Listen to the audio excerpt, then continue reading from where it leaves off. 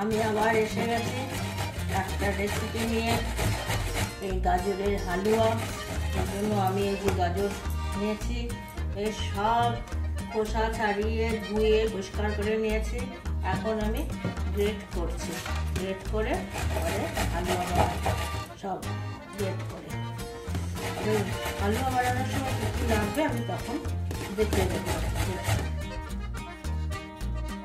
এই যে বন্ধুরা, আমার এই গাজর পোড়ানো ঘিটে নিয়েছি, গ্রেট করে নিয়েছি। এখন আমি বানাবো গাজরের হালুয়াটা তৈরি করবো। এখানে আমার 2 কিলো গাজর আছে। এই আমি 1 চামচ ঘি দিলাম, 1 চামচ দেব, এই 2 চামচ ঘি দিয়ে দিলাম। এখন আমি গাজর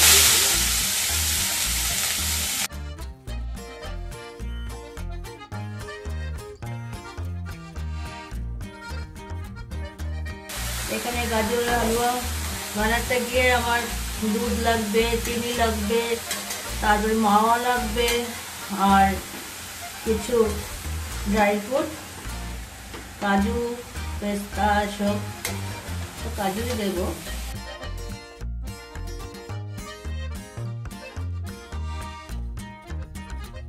কিছুক্ষণ নাড়তে নাড়তে জলটা শুকিয়ে যাবে।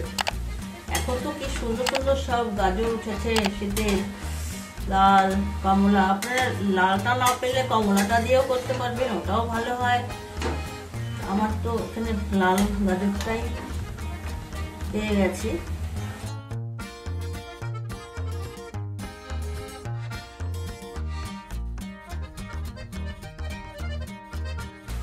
আমার এটা জলটা শুকিয়ে গেছে। এখন আমি চিনিটা দিয়ে দেব।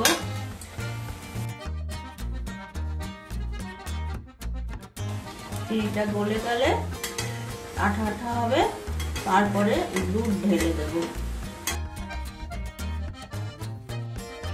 আবার জল ছেড়ে দিয়েছে চিনি দেওয়াতে, চিনিটা গলে গেছে, গলছে আর কি।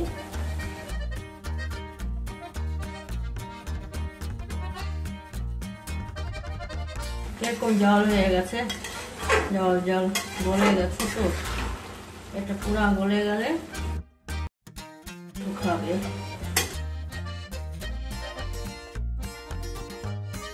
আমি এখন দুধ দিয়ে দিলাম, এটা গায়েরই দুধ। 1 কিলোতে 1 কিলো গাজরে 1 কিলো দুধ দেয়, মানে যত কিলো হবে তত কিলো দুধ। কিন্তু আবার অনেকে দেয় আধা কিলো দুধ দেয়, কেউ 1 পোয়া দুধ দেয়, তার সাথে মাওয়া দেয়, ওরকম। আমি এক জায়গায় দেখেছিলাম বন্ধুরা, একটা গল্প বলছি। এক জায়গায় দেখেছিলাম একজন বয়স্ক ভদ্রলোক, সে 4 কিলো গাজর নিয়েছিল আর 8 কিলো দুধ দিয়েছিল, কারণ নিজেদের ঘরের দুধ ছিল, গরুর দুধ, মহিষের দুধ, এসব। রাত্রিবেলায় সন্ধ্যাবেলায় বসে চুলার উনানেই করতো আর কি। খুব বড় একটা কড়াই নিয়ে এই 8 কিলো দুধ আর 4 কিলো গাজর কতগুলো হয়ে যায়, করতে করতে অনেক রাত হয়ে গেছে, 4-5 ঘন্টা লেগে গেছে ওনার। পরের দিন সকালে আমাকে বলছে যে আমি কালকে গাজরের হালুয়া বানিয়েছিলাম, দেখ তো খেয়ে কেমন হয়েছে। তার আগে আমি ওনাকে দিয়েছিলাম গাজরের হালুয়া বানিয়ে।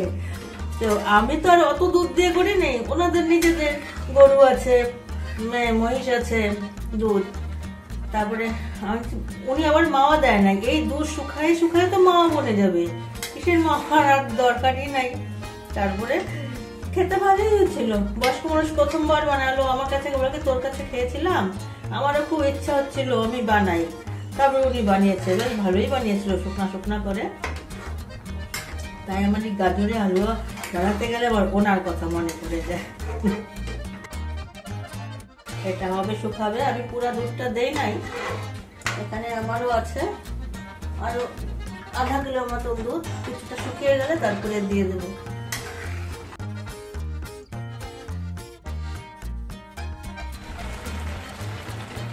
বন্ধুরা, এই যে আমি এখন এই কাজু দিয়ে দিলাম, কাজু বাদাম।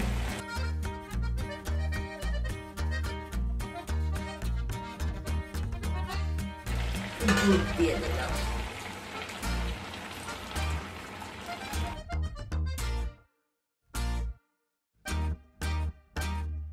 এটা হতে থাকবে।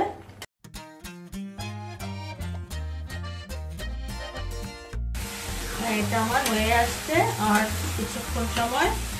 এখন আমি ঘি দিয়ে দেবো আবার।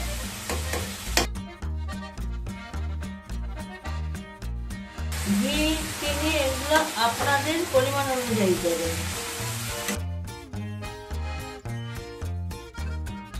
গাজর যতখানি পরিমাণ, ওই পরিমাণ বুঝে দুধ, ঘি, চিনি সব করবে।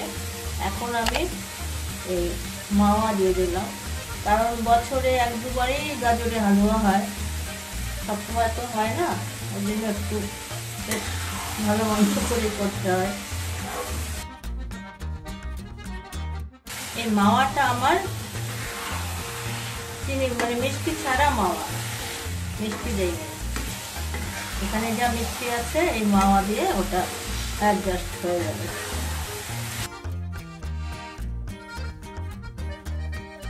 এটা আমার হয়ে গেছে, তাই এখন এলাচি পাউডার দিব। এলাচি পাউডার দিয়ে দিলাম।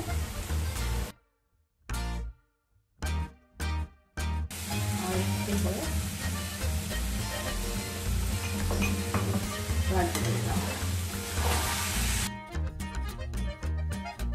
এটা হয়ে গেছে। এটা ঠান্ডা হয়ে গেলে আমি আপনাদের দেখাবো। আপনারা কিন্তু, আমি আবার মনে করিয়ে দেই, আপনারা কিন্তু সাবস্ক্রাইব যারা করেন নাই তারা সাবস্ক্রাইব, ইউটিউবে দেখলে সাবস্ক্রাইব করে দেবেন, ফেসবুকে দেখলে লাইক দিয়ে পাশে থাকবেন, ফলো করবেন। আর ভালো লাগলে, বানিয়ে খেয়ে ভালো লাগলে বন্ধুদের সাথে শেয়ার করে দেবেন, লাইক কমেন্ট করে দেবেন। এই যে আমার গাজরের হালুয়া তৈরি হয়ে গেছে। আপনারা এভাবে বানিয়ে খাবেন, খেয়ে দেখবেন, বলবেন কমেন্টে কেমন হয়েছে। দেখতে কি সুন্দর লাগছে, কাজু আর পেস্তা দিয়ে সাজিয়েছি। আচ্ছা, নমস্কার বন্ধুরা, ভালো থাকবেন, সুস্থ থাকবেন।